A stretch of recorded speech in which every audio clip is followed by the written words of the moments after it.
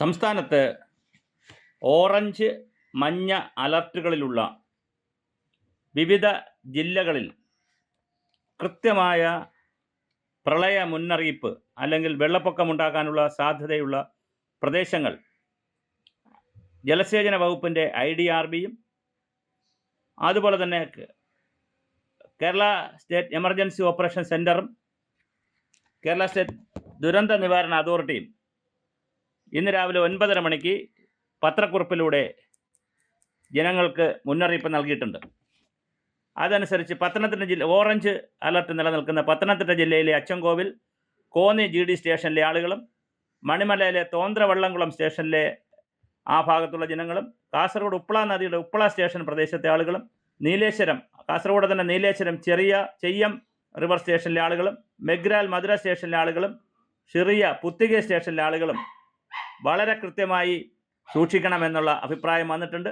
അതുപോലെ തന്നെ മഞ്ഞ അലർട്ട് വന്നിട്ടുള്ള ആലപ്പുഴ ജില്ലയിൽ അച്ചൻകോവിൽ നാലുകെട്ട് കവലയിലെയും കണ്ണൂർ പെരുമ്പയിലെ കൈപ്പം റിവർ മേഖലയിലെ സ്റ്റേഷനിലെയും കയ്യാവ് വെള്ളൂർ സ്റ്റേഷനിലെയും അതുപോലെ തന്നെ കൊല്ലം പള്ളിക്കൽ ആനേടി സ്റ്റേഷനിലെയും കോട്ടയം മീനച്ചൽ പേരൂർ സ്റ്റേഷനിലെയും കോഴിക്കോട് കോരപ്പുഴ സ്റ്റേഷനിലെയും പത്തനംതിട്ട അച്ചൻകോവിലാറിൻ്റെ വിവിധ പ്രദേശങ്ങളിലും തൃശ്ശൂരിലെ കരുവന്നൂർ സ്റ്റേഷനിലെയും പ്രദേശങ്ങളിലുള്ള ജനങ്ങൾ ജാഗ്രതാപൂർവം സൂക്ഷിക്കണം.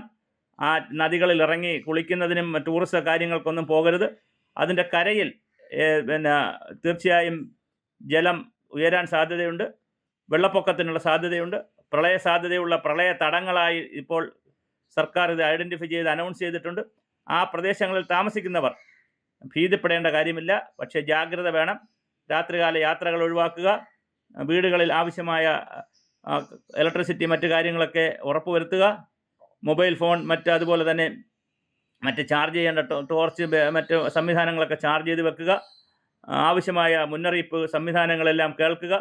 തീർച്ചയായും ഞാനീ സൂചിപ്പിച്ച പ്രദേശങ്ങളിലെ ജനങ്ങൾ വളരെ ഗൗരവമായി ജാഗ്രതാപൂർവമാണ് അടുത്ത ദിവസങ്ങളിലേക്ക് പോകേണ്ടത്. കാരണം മഴ അതിശക്തമായി വരും എന്ന് തന്നെയാണ് നമ്മൾ കാണുന്നത്.